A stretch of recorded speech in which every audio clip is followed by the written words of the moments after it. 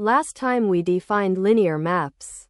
And we saw that L of U, V, the set of all linear maps from U to V, is itself a vector space. Today we specialize that idea. Instead of mapping into another complicated vector space, we map into the field of scalars.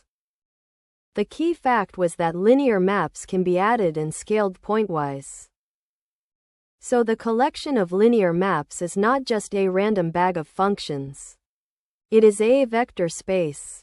Because mathematics enjoys recursion with a straight face. Now we define a linear functional. A linear functional on V is a linear map from V to the field F. So it takes a vector as input and returns a scalar as output. It is still linear. It respects addition and scalar multiplication. The codomain is just the field itself. The dual space is the collection of all linear functionals on V. We write V prime for L of V, F. Many books also write V star. So V prime is the vector space of all linear functionals on V. The word dual sounds dramatic, like it should come with fog and a violin. For now, it just means linear maps from V to the scalars. This language appears in many places, sometimes wearing disguises. In case you accidentally sit in a quantum mechanics class and have no clue about bracket notation, a bra is often acting like a linear functional. And if your calculus professor casually uses cotangent vector to describe notation like dx, this is the neighborhood they wandered into. Do not panic. Today we only need the simple idea. A functional is linear and returns a scalar. Now for an example from the dot product.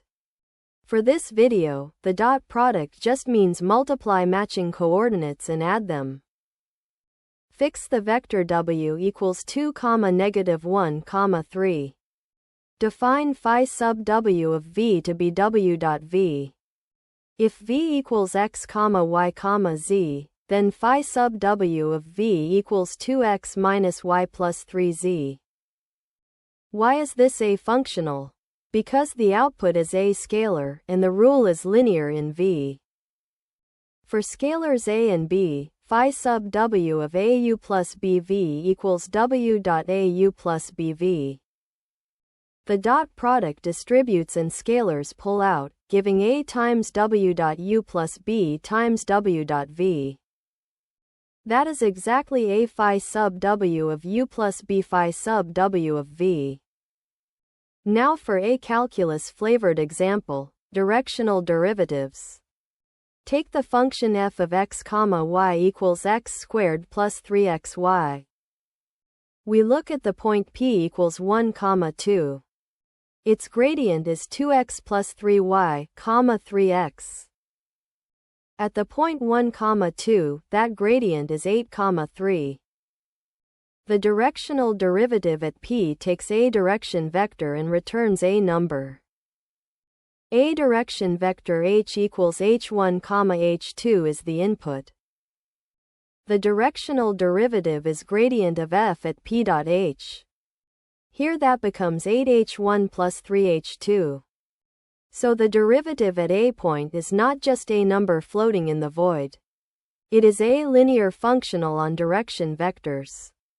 Let us check linearity, because apparently every honest example must show its paperwork. For directions h and k, and scalars a and b, plug ah plus bk into the formula. Collect the a terms and the b terms. The result is a times dfp of h plus b times dfp of k. That is linearity.